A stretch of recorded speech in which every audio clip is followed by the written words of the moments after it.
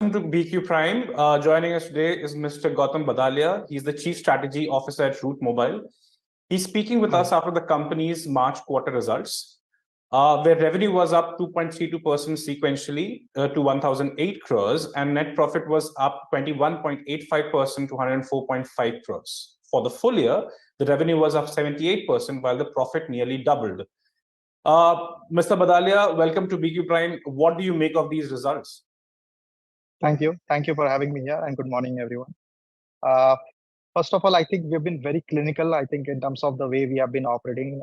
For the last 8 consecutive quarters, we have been demonstrating better revenue growth and profitability quarter on quarter. And this is at the backdrop of a very strong execution team that we have kind of laid out globally. So that's pursuant to our global playbook approach, where we have multiple levers of growth. And the quarter gone by, I mean, we were able to also reap the benefits of the global CPaaS play that we have. And today, I mean, with the kind of revenue run rate that we are clocking, we are already at a $500 million run rate, on track to achieve $1 billion revenue run rate, I think, in the next 3-4 years. That is what I think we've been kind of guiding from our perspective. So I think structurally, there are a lot of headwinds while globally.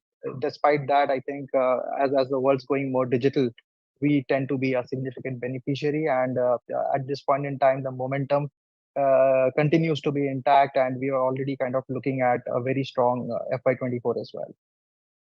Okay. You mentioned about execution and you mentioned about guidance. So what you're saying is that the services that you provide are not discretionary. This is where we are seeing a pullback from clients. So you're saying the CPaaS services that you provide, the cloud computing service provides, they are not seeing an impact at all due to this macroeconomic headwinds, sir? So some aspects of the business are definitely witnessing some headwinds. I mean, largely around the promotional spend from enterprises. But having said that, because of COVID, a lot of things have become more structural from a digital ecosystem standpoint. And CPaaS today is becoming increasingly the backbone of the entire enterprise communication ecosystem. And that's where all the critical communication, be it any transaction, notifications, or customer engagement, the world's kind of moving to the CPaaS use cases in a big way. Right from text messaging, voice use cases, WhatsApp or chatbots are increasingly becoming with the generative AI. A lot of things will change in this world, and that's where we as a company will tend to significantly benefit. Okay, my next question was on AI itself, or generative AI. So what are you doing on the generative AI thing? It's the biggest buzzword right now. So I mean, we've already kind of announced maybe a few months back that we've already launched a DIY kind of a bot framework where you can kind of do plug and play, drag, drop, create your bot framework. On top of that, we are also kind of integrating a lot of use cases with the chat GPT kind of ecosystem. Having said that, at this point in time, a lot of these things will have to evolve for enterprise use cases. Because today, I mean, you can pretty much do everything on some of these open AI frameworks. So a lot of those use cases will have to be bespoke. So our team is already attuned to it and working towards creating more enterprise use cases. So you're customizing your offering for your clients. That's correct. That's correct. So we're making it more and more bespoke for enterprises. Okay. That is what I understand, the opportunities that AI will bring for your business in CPaaS. But what comes to mind right now, for me right now, is AWS in its most recent quarterly earnings said that they are seeing some weakness in the cloud computing space regarding the uptake that they're seeing. So do you see that there will be some lag at your end as well? Because the biggest cloud computing player is saying so, the provider is saying so. So what do you think it will impact you as well? That kind of a narrative? So that's a very good question. So essentially, if you look at it, definitely there is some amount of recessionary headwinds that there globally, and to some extent, I mean, some of these cloud computing spends have reduced. But having said that, I think just for the sake of reiteration, I mean, we are one of the largest, if not the largest, CPaaS players from emerging markets, and we are not dependent on one geography for our growth. So while we may have some headwinds or in a particular market, but considering the size scale that we perform, we've been able to win a lot of market share from competition. And that has actually led to this kind of growth that we've been able to clock, while most of our competition have been kind of facing some sort of growth challenges, but we have been able to demonstrate industry leading growth because of our multi-pronged, multi-geography approach that we have globally.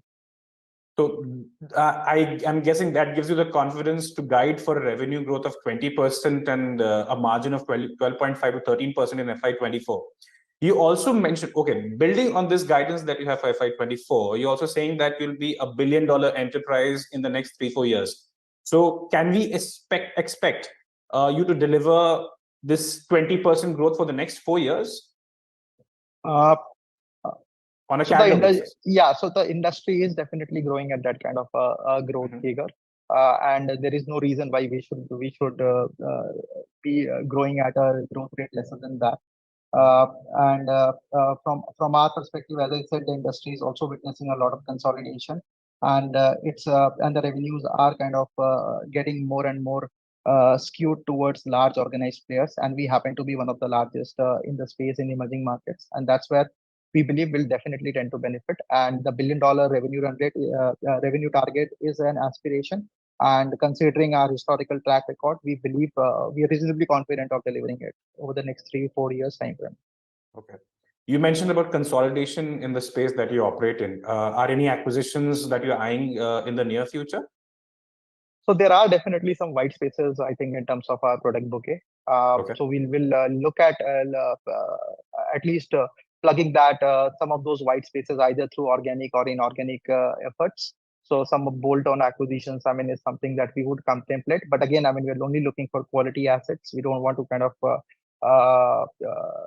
just do an acquisition for the heck of it. I mean, we're looking at real value add that we can kind of offer to our customers. Plus, US happens to be kind of a weak link in our portfolio, and at a point in time, considering the technology meltdown that's kind of played out in US, we would be kind of open to kind of look at some inorganic opportunities for an entry into US. So yeah, so some of these would be, I mean, from an inorganic acquisition standpoint, some of these would be the top priorities. Do you set aside some cash for these kind of deals that you may make in the future? Have you set aside something on those lines? Yeah, so as we speak, we have already close to $100 million of cash. Plus, we have a very robust and a healthy balance sheet. We can also kind of resort to any leverage. At this point in time, the net cash on the books is about 770 odd crores. So per se, I mean, we have the ammunition to pursue some of these acquisitions, so to say. Okay, let's talk about people then. What are your hiring plans looking like for FY24, given that you're targeting 20% revenue growth? What are the salary hikes that these guys may expect in the coming year? No, so we definitely try to kind of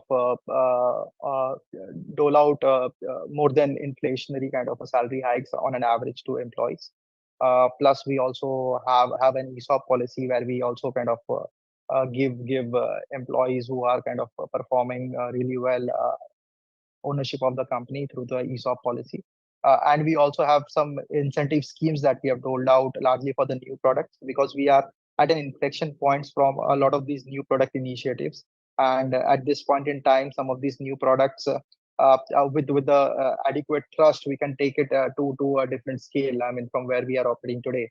So yeah, so I mean, there is a very healthy incentive scheme that we roll out for employees, ESOP policies, and the salary hikes happen to be, I mean, northwards of the inflation in each of the geographies. Would you like to specify how many people you would like to hire this year? And are these guys also being trained on AI? That is the new portion that you are targeting right now. So what we have actually strategically done over the last 12 months is create dedicated SBUs for each of these products. Prior to that, we were largely geographically aligned. We had leadership across each geographies, and we were tapping into enterprises through the hunter and the farming setup that we had. but at this point in time, we've realized that some of these new products are gaining a lot of steam, and it's actually becoming the order of the day from an enterprise standpoint, where they're looking at rendering better consumer experience. So we've created dedicated SBUs for each of these products. And from a team standpoint, I think the team is very well poised. We have done a decent amount of hiring over the last 12 to 24 months. And the team is kind of very well poised, and they're working as a cohesive unit at this point in time. So except for a few hiring here and there, we're not looking at significantly ramping up the workforce. Okay. Thank you, Mr. Badalia, for this fantastic conversation. All the best for FY24. All right. Thank you, viewers, Thank you. for tuning in. Stay tuned to Beauty Prime for more.